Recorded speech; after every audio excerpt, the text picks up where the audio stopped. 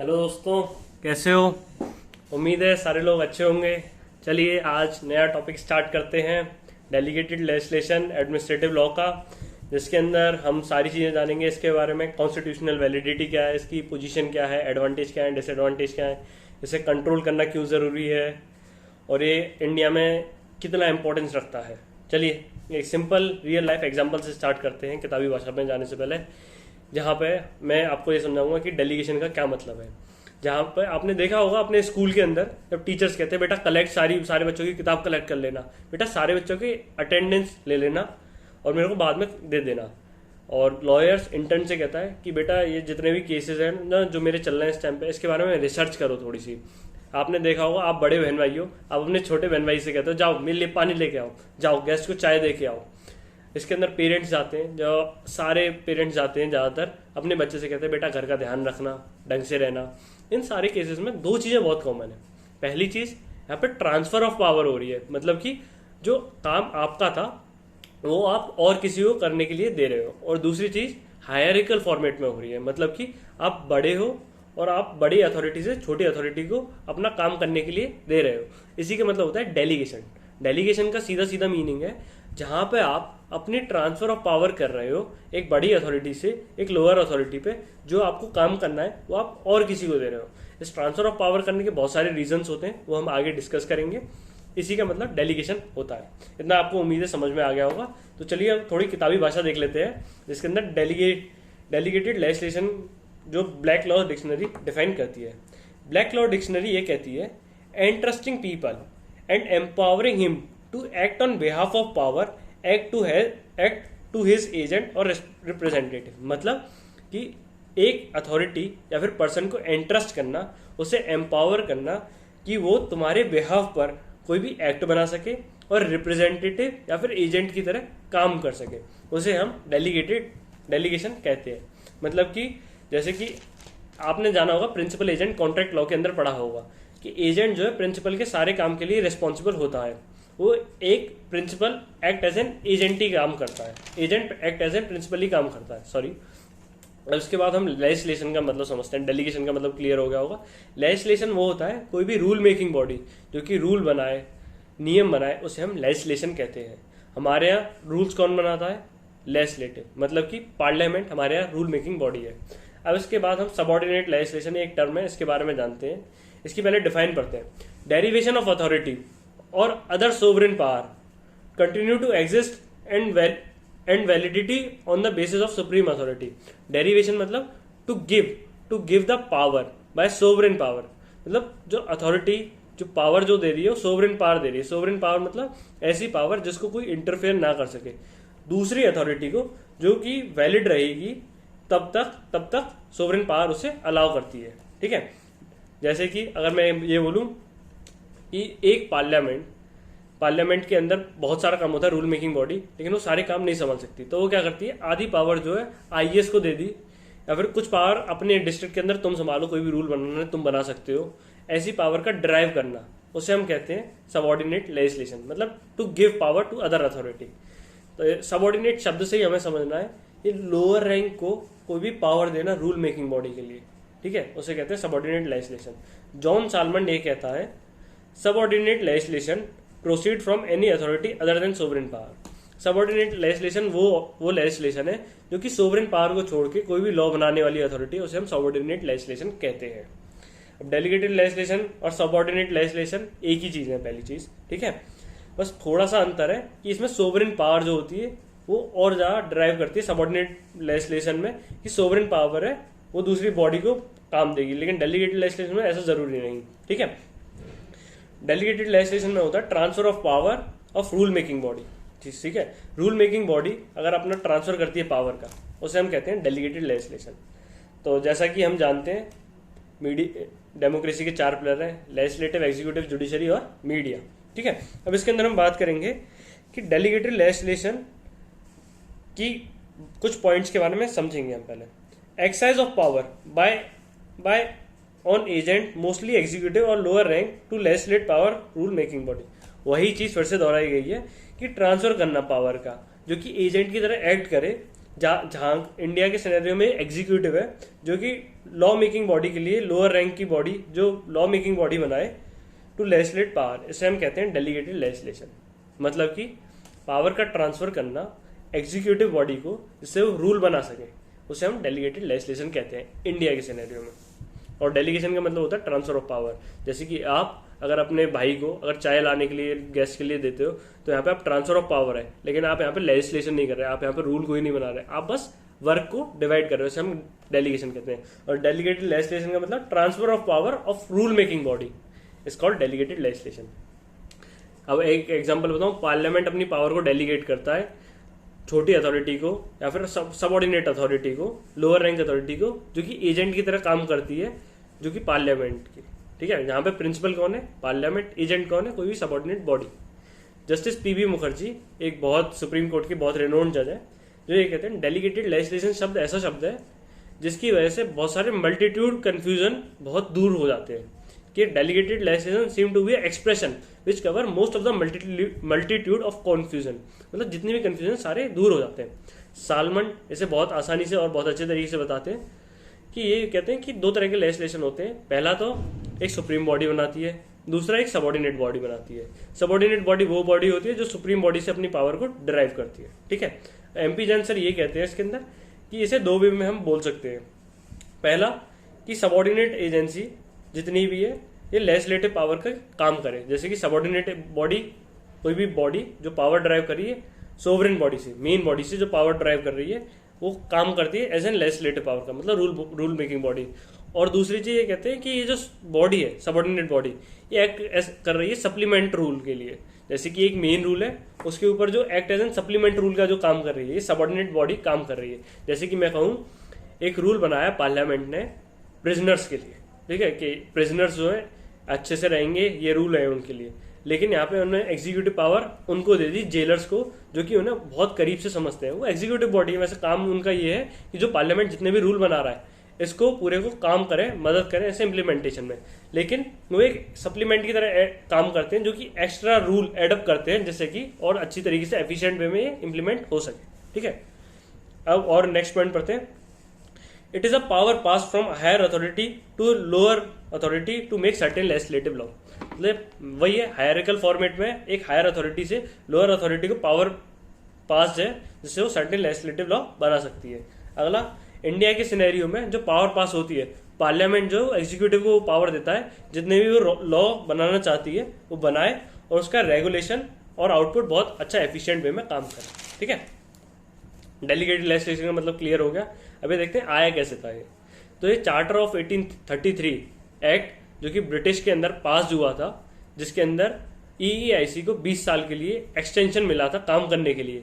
उस टाइम पे charter of 1833 के अंदर इसका जिक्र हुआ था। इसके बाद गवर्नमेंट ऑफ इंडिया एक्ट 1935 के अंदर भी इसका ये पास हुआ था। इसके अंदर सीरियस प्लान लिए गए थे डेलीगेशन के लिए। और फिर उसके बाद हम जैसा कि जानते हैं कि कॉन्स्टिट्यूशन जो है 1947 में वो 1949 में बनाया था। ठीक है, तो इसके अंदर 2 साल 11 महीने में इसके अंदर 1935 का पूरा 75% जो था गवर्नमेंट ऑफ इंडिया 1935 था। तो इसके अंदर ये भी रूल ट्रांसफर हुआ था। अब ये जानते हैं इसकी जरूरत क्या पड़ी। पहली चीज, टेक्निकलिटी के लिए। कोई भी टेक्निकल इशू है जो कि बहुत इजीली ग्राउंड लेवल पे सिर्फ एग्जीक्यूटिव को समझ में आता है, तो इसलिए पावर ट्रांसफर करना एग्जीक्यूटिव को जरूरी है, क्योंकि वही आसानी से रूल बना पाएगा। अगली चीज, कॉम्प्लेक्सिटी। नई नई टेक्नोलॉजी आती जा रही है तो कॉम्प्लेक्स लॉज बनाने जरूरी हैं। और ऐसा तो है नहीं पार्लियामेंट रोज रोज बैठेगा नई टेक्नोलॉजी है नया लॉ बनाओ। तो एग्जीक्यूटिव को बॉडी को ट्रांसफर करिए ये सारी पावर, तो एग्जीक्यूटिव उसके ऊपर आसानी से लॉ बनाएगी कॉम्प्लेक्सिटी को समझते हुए उस टेक्नोलॉजी की, और आसानी से उस पर काम करेगी। इसके बाद प्रेशर। पार्लियामेंट में बहुत प्रेशर है, क्योंकि नए नए रूल्स नए नए रोज रोज बनते हैं, नई नई इन्वायरमेंट चेंज हो रहा है, सोसाइटी चेंज हो रही है, तो उनके लिए नए रूल बनाने जरूरी है। तो पार्लियामेंट में बहुत प्रेशर है, तो इस प्रेशर को कम करने के लिए आधा प्रेशर एग्जीक्यूटिव को दे दिया है, आधा काम एग्जीक्यूटिव को दे दिया है, जिससे प्रेशर कम हो सके। अगली चीज, फ्लेक्सिबिलिटी।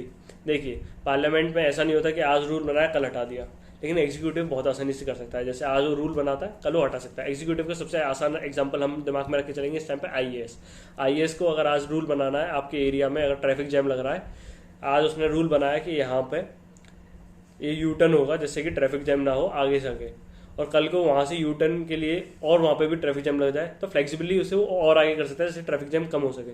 तो एग्जीक्यूटिव बहुत आसानी से रूल को बना सकता है, तोड़ सकता है, मरोड़ सकता है और अपने हिसाब से यूज़ कर सकता है। ठीक है, अब इसके बाद इमरजेंसी मान लीजिए आपके एरिया में बाढ़ आ गई, भगवान ना करे लेकिन सपोज करके देखिए बाढ़ आ गई या फिर दंगे फसाद हो गए। उस टाइम पे हम ये नहीं इंतजार करेंगे कि भाई पार्लियामेंट कोई रूल पास करे उसके बाद इंप्लीमेंटेशन होगा। उसके टाइम पे एग्जीक्यूटिव को पावर होती है कि साथ के साथ लॉ बनाए और सिचुएशन को अंडर कंट्रोल में लाए।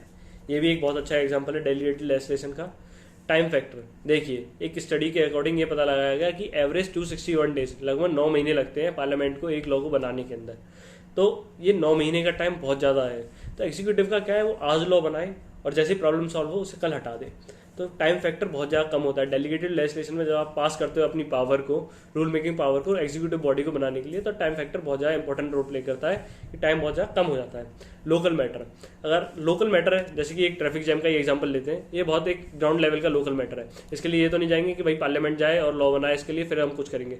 लोकल मैटर के लिए एग्जीक्यूटिव को जो वहाँ पे ग्राउंड लेवल पर काम कर रहा है वही इसके अंदर एक नया रूल बनाए और उसे सॉल्व करे। ये बहुत आसानी से हो सकता है।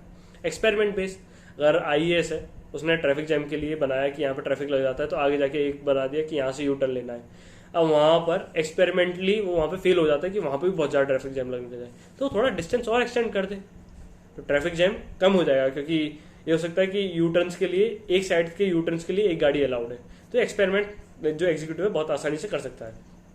टाइम सेविंग है जैसा कि हम जानते हैं, और इसके अंदर अनफोर्सिन कंटिजेंसी को हम हैंडल कर सकते हैं। अनफोर्सिन कंटिजेंसी मतलब हमें दंगे फसाद का नहीं पता चलता कब कौन भड़क जाए, कैसे स्टार्ट हो जाए, हमें बाढ़ आने का पता नहीं चलता कब क्या आ जाए। लेकिन इन पे साथ के साथ रूल बनाना बहुत जरूरी है जिससे सिचुएशन को बहुत जल्दी कंट्रोल में कर सकें हम। तो इस टाइम पे डेलीगेटेड लेजिस्लेशन बहुत ज़्यादा ज़रूरी है। इन सारे पॉइंट से हम क्लियर कर सकते हैं कि हाँ भाई इसकी इंपॉर्टेंस, इसके एडवांटेज या फिर इसके ग्रोथ का रीज़न क्या क्या थे जिसकी वजह से डेलीगेटेड लेजिस्लेशन बहुत ज़्यादा ज़रूरी है। अब भाई डेलीगेटेड लेजिस्लेशन किन किन चीज़ों से हो सकती है, दो तरीके से हो सकती है। पहली है कि बाय स्टैट्यूटरी इंस्ट्रूमेंट, मतलब कि पहले से कोई लॉ दे रखा है उसी के थ्रू कोई भी बना देना। जैसे कि यूपीएससी के अंदर आर्टिकल 315 है जिसके थ्रू यूपीएससी ये बनी है। ठीक है, यूपीएससी अपने रूल सारे बना सकती है और जो इन रूल्स का पालन ना करे उसको सारा पनिशमेंट भी दे सकती है। जैसे कि यूपीएससी एक अपना एग्जाम कराती है एनडीए का, जिसके अंदर कोई भी रूल का ब्रेक होता है तो इसके अंदर ये पार्लियामेंट के पास नहीं जाएगी कि हमें ये बताइए कि इसका पनिशमेंट क्या देना है। ये एक स्टैट्यूटरी बॉडी है, एक लॉ से बनी है, एक आर्टिकल 315 कॉन्स्टिट्यूशन के से बनी है, अपनी पावर खुद ड्राइव कर सकती है इस तरीके से स्टैट्यूटरी बॉडी बाय लॉज से। और दूसरी चीज़, पार्लियामेंट और सुप्रीम कोर्ट ये लॉज को देखते हुए अपने जजमेंट को, अपने लॉज को चेंज करते हैं और वैसे एक नई बॉडी का संगठन करते हैं। ये भी एक एग्जाम्पल है। अब इसके अंदर भाई ऑर्डिनेंस का मतलब होता है जब दोनों हाउस फंक्शन में ना हो और इमरजेंसी हो कोई भी लॉ बनाने के लिए, तो प्रेसिडेंट उस टाइम पर रोल प्ले करते हैं कि लॉज बनाने का। तो डेलीगेटेड लेजिस्लेशन दो तरीके से हो सकता है। पहले तो ऑर्डिनेंस, प्रेसिडेंट के पास पावर हो गई, ये इनने और ज़्यादा पावर को डिवाइड कर दिया। ठीक है, दूसरा लॉज से, जो जैसे लॉ बनाए पार्लियामेंट ने, सुप्रीम कोर्ट ने, या फिर पहले से प्री गिवन लॉ है। ठीक है, अब इसके बाद बात करते हैं हम कॉन्स्टिट्यूशनैलिटी ऑफ डेलीगेटेड लेजिस्लेशन, मतलब कॉन्स्टिट्यूशन के अंदर डेलीगेटेड लेजिस्लेशन का क्या रोल है। बहुत सारे दो स्कॉलर्स के इसके अंदर दो पॉइंट ऑफ व्यू है जो कहते हैं कि कॉन्स्टिट्यूशन के अंदर कहीं लिखा ही नहीं है डेलीगेटेड लेजिस्लेशन के अंदर, जिसके अंदर कोले नाम के एक स्कॉलर है, ये भी कहते हैं कि power of delegation is given to the legislation, it can not be delegated. ठीक है, और दूसरे जूरिस्ट ये कहते हैं कि मान लिया चलो कि डेलीगेशन के बारे में लिखा नहीं है कि पावर डेलीगेटेड हो सकती है, तो ये भी तो नहीं लिखा कि पावर डेलीगेटेड नहीं कर सकते हम, तो इनडायरेक्टली ये भी नहीं लिखा कि हम पावर डेलीगेटेड नहीं कर सकते। तो इसके अंदर इन्होंने 3 आर्टिकल दिए जो ये कहते हैं कि ये सपोर्ट करते हैं इनडायरेक्ट वे में कि पावर डेलीगेट कर सकते हैं, पावर को हम ट्रांसफर कर सकते हैं, हम डिवाइड कर सकते हैं पावर को। पहला आर्टिकल 123 123 जो ये कहता है कि प्रेसिडेंट एग्जीक्यूटिव की तरह, ऑर्डिनेंस की तरह लॉज बना सकते हैं। देखिए, लॉज बनाने का काम किसका काम है? पार्लियामेंट का। लेकिन ऑर्डिनेंस के टाइम पे प्रेसिडेंट रूल बना सकते हैं, ये 123 के अंदर ऐसा है। आर्टिकल 213 के अंदर गवर्नर रूल बना सकता है ऑर्डिनेंस के थ्रू। ये भी दोनों एग्जीक्यूटिव बॉडी है, लेकिन ये दोनों रूल बनाने का काम कर रहे हैं, तो ये पार्लियामेंट का काम कर रहे हैं। तो इनडायरेक्ट वे में कॉन्स्टिट्यूशन ये बता रहा है कि हम पावर का डेलीगेशन कर सकते हैं। और आर्टिकल 312 ये कहता है कि राज्यसभा के अंदर 2/3 मेजोरिटी के बाद कोई भी बॉडी इस्टेब्लिश हो सकती है जो कि ऑल इंडिया लेवल पर काम करेगी, अपने रूल्स बना सकती है और ये एक प्रॉपर बॉडी मानी जाएगी। तो इन 3 लॉ से ये कहते हैं कि delegation of power indirect way में कॉन्स्टिट्यूशन के अंदर गिवन है। अब इसके 4 केसेस हैं, हम चारों केसेस को बहुत आसानी से समझने की कोशिश करेंगे। पहला केस है DS Grewal versus state of Punjab. इसके अंदर क्या था, अपीलेट जो था उसको पंजाब में posting the superintendent of police के नाम से, ठीक है। वहाँ पर उसने सर्टेन लॉज को ब्रेक किया, उसकी पोस्टिंग के बाद उसे उसकी पोस्टिंग जो है वो चेंज कर दी गई धर्मशाला, और उसे असिस्टेंट सुपरिटेंडेंट ऑफ पुलिस बना दिया। और ये सारे जितने भी लॉज इसने ब्रेक किए AI all India service act के अंदर आते थे, ठीक है। तो इस इंसान ने इसको चैलेंज करते हुए बोला कि अनकॉन्स्टिट्यूशनल है, क्योंकि लॉ बनाने का काम सिर्फ पार्लियामेंट का है और ये बहुत गलत लॉज हैं। तो यहाँ पे जजमेंट दिया जस्टिस KN वांचू ने, जो ये कहते हैं इसके अंदर कुछ गलत नहीं है, क्योंकि ये जो ऑल इंडिया सर्विस एक्ट है ये आर्टिकल 312 के तहत बना है, मतलब राज्यसभा के तहत बना है, तो ये बिल्कुल वैलिड है, इसके अंदर कुछ गलत नहीं है। एक US बेस्ड केस है, इसका नाम है Panama refining versus Ryan case. इसके अंदर क्या था, प्रेसिडेंट को सारी पावर दे दी गई इंडस्ट्रियल केसेस में, इंडस्ट्री के जितने भी केसेस हैं इनके अंदर सारी पावर हैंडल करने के लिए। लेकिन प्रेसिडेंट ने क्या किया, सारी की सारी A to Z पावर जितनी भी थी ये सारी सिक्योरिटी इंटीरियर नाम की अथॉरिटी को सारी पावर डेलीगेट कर दी। इसके अंदर ये सारा पूरा चैलेंज किया गया। तो US सुप्रीम कोर्ट ने इसके अंदर 2 मेन चीज हाईलाइट करी। पहली चीज देखिए, पहली चीज थी लॉ जो है वो पॉलिसीज के बेसिस पर बनना चाहिए, कोई पॉलिसी है उसी के बेस पर कोई लॉ बनना चाहिए, ऐसी कोई भी लॉ नहीं बनना चाहिए।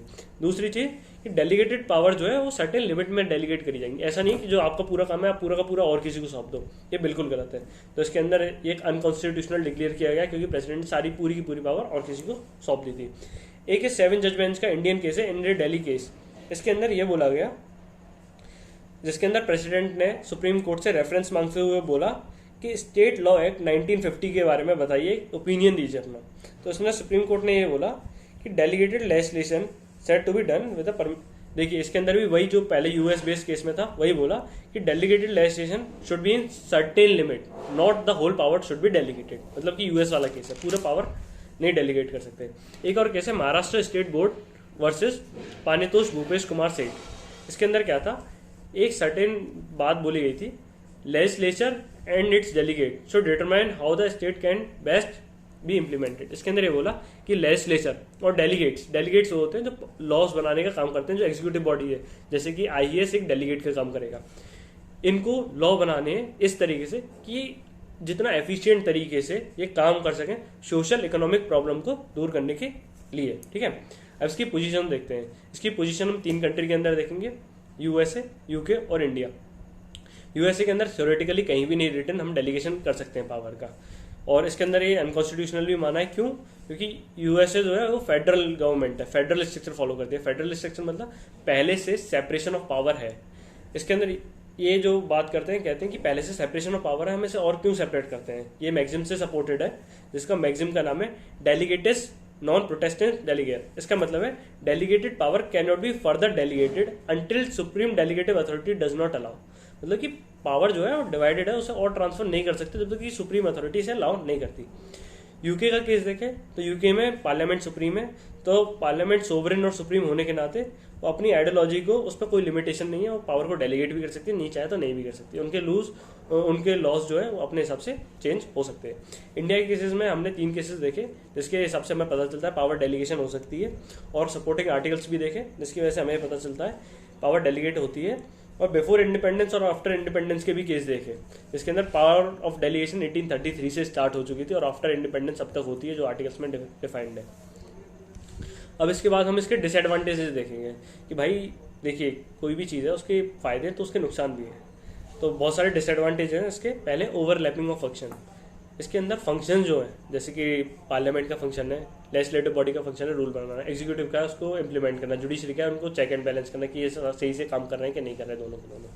लेकिन ओवरलैपिंग हो जाती है जब हम पावर डिवाइड कर रहे हैं, हम डेलीगेशन की पावर एग्जीक्यूटिव को दे रहे हैं, तो कहीं ना कहीं ओवर क्लैशेस भी हो सकते हैं, ओवरलैपिंग भी हो सकती है सर्टेन लॉज में, जो कन्फ्यूजन क्रिएट कर सकती है।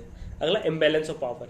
ऐसा भी हो सकता है एग्जीक्यूटिव एक टाइम पे स्ट्रॉन्गर पावर होल्ड कर ले लेजिस्लेटिव से, या फिर सुप्रीम अथॉरिटी होने के बाद भी इम्बैलेंस हो जाता है पावर का, कि ये नहीं पता चलता, एक क्लियर कट नहीं होता कि एग्जीक्यूटिव पावर को कितना बैलेंस दे रखा है पावर का, ठीक है। अगली चीज है executive became stranger and some time above limit. मतलब कि एग्जीक्यूटिव को कुछ कभी कभी तो बिल्कुल पावर ही नहीं दी जाती लॉज बनाने के लिए, और एक टाइम पे एक्सट्रीम सर्टेन पावर दे दी जाती है, जो कि बिल्कुल गलत है, ठीक है। अब अगला देखेंगे oppose rule of separation of law. Separation of power, मतलब कि ये रूल को, जो फेडरल स्ट्रक्चर यूएसए में भी था, सेपरेशन ऑफ पावर को बिल्कुल अपोज करता है, मतलब पावर को सेपरेट होने से रोकता है, सीधी बात। ठीक है, पावर सेपरेटेड है और इसे आप क्या कहते हो, मिक्स कर रहे हो जब डेलीगेट कर रहे हो। लैक ऑफ रेलिवेंट डिस्कशन, जब एग्जीक्यूटिव कोई भी लॉ बना रहा है इसके अंदर रेलिवेंट डिस्कशन नहीं हो रहा।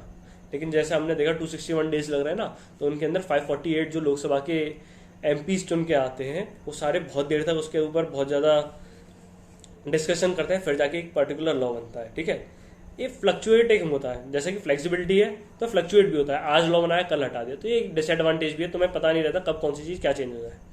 इसके ऊपर नॉन प्रायर पब्लिसिटी, इसके अंदर देखिए लॉ पास होता है तो हमें क्लियर कट पता रहता है कि ये लॉ बनने वाला है, जैसा कि हमारा सीए का था, पहले ही पता था कि कैप बनेगा, इसके बाद ये होगा। लेकिन एग्जीक्यूटिव अगर लॉ बनाता तो हमें कानों कान खबर नहीं लगती, लॉ बन चुका होता और काफ़ी चीज़ें हो चुकी होती। ठीक है, और इसके ऊपर लेस रिसर्च होती है। एग्जीक्यूटिव क्या होते हैं, आज बनाया कल हटा दिया, तो इस पर रिसर्च नहीं करते। लेकिन लेजिस्लेटिव जब एक प्रॉपर लॉ बनाती है ना, तो उसके ऊपर प्रॉपर रिसर्च होती है, क्या ज़रूरत है इसकी, क्या इसके ऊपर कॉन्सिक्वेंसेज हो सकते हैं और क्या ये इतना इंपॉर्टेंट है, इसलिए कम फेलियर होते हैं इनके। और ड्राफ्टिंग जो है बहुत ज़्यादा पुअर भी हो सकती है, क्योंकि एग्जीक्यूटिव बना रही है। लेजिस्लेटिव का काम है प्रॉपर ड्राफ्टिंग करना, उस लॉ के बारे में बताना, लेकिन यहाँ पे ड्राफ्टिंग का पुअर पॉसिबिलिटी होना हो सकता है, चांसेस बहुत ज़्यादा है। ठीक है, अब भाई जब हमने डिसएडवांटेजेस डिस्कस कर लिए हैं इसके, तो हमें ये देखना है कि इस डेलीगेटेड लेजिस्लेशन को कंट्रोल करना बहुत ज़्यादा ज़रूरी है। ठीक है, अब भाई देखो एग्जीक्यूटिव बहुत ज़्यादा एक्सट्रीम पे ना चली जाए, इसलिए कंट्रोल करने के लिए हमारे पास दो ही चीज़ें बची। तो एग्जीक्यूटिव है, तीन फंक्शंस है, पार्लियामेंट्री, एग्जीक्यूटिव और जुडिशरी। जब एग्जीक्यूटिव को देखना है तो हम दो चीज़ों से देख सकते हैं, पहली है पार्लियामेंट्री कंट्रोल और दूसरा है जुडिशियल कंट्रोल।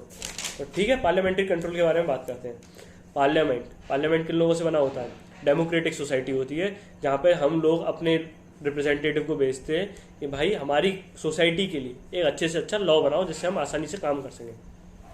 तो यहाँ पे वेरियस कमेटी, पार्लियामेंट क्या करता है, बहुत सारी कमेटी बनाता है जो कि स्क्रूटनाइज करती है। स्क्रूटनाइज मतलब चेक करती हैं जो कि लॉज बनाए जाते हैं एग्जीक्यूटिव के द्वारा। ठीक है, जो कि एग्जाम्पल है पब्लिक अकॉर्ड और डिपार्टमेंट स्टैंडिंग, ये एग्जाम्पल्स हैं इसके। ठीक है, कमेटी बनाती हैं और ये रिपोर्ट जो है लोकसभा को सबमिट करती हैं और बताती है कि एग्जीक्यूटिव ने ये लॉ बनाया है, इसके अंदर आप चेक कर सकते हैं।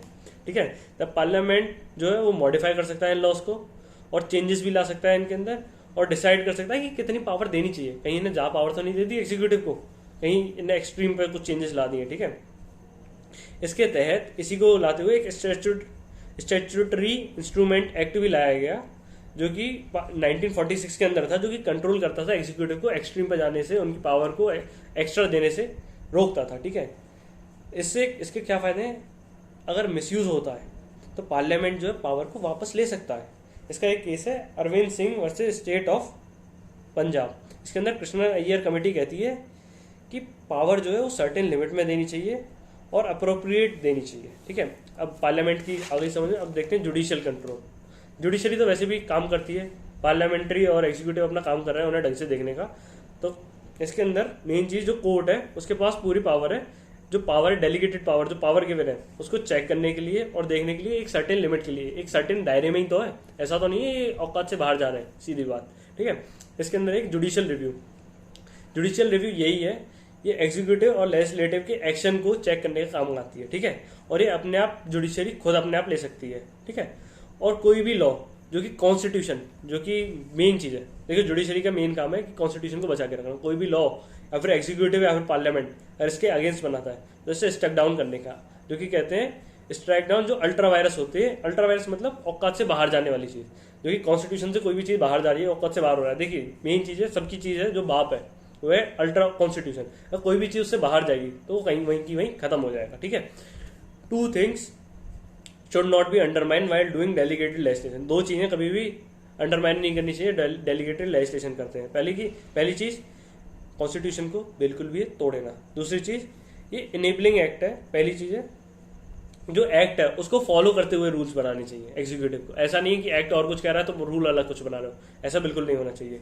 जैसे ground of substantive ultra vires, मतलब rule making authority himself don't have power, मतलब कि इसके अंदर रूल मेकिंग अथॉरिटी को खुद को वो पावर नहीं है, वो एग्जीक्यूटिव को पावर दे दी, ऐसा बिल्कुल भी नहीं होना चाहिए, पहला पॉइंट। दूसरा है it should be on the ground of procedure.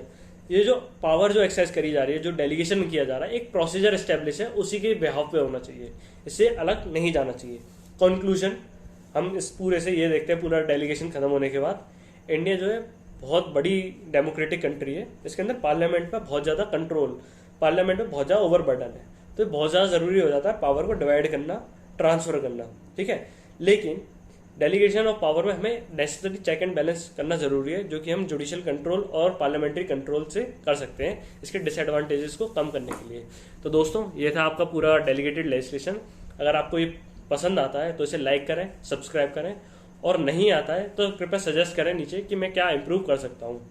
और लाइक एंड सब्सक्राइब अप्रिशिएट करेंगे मुझे। Thank you. नमस्ते।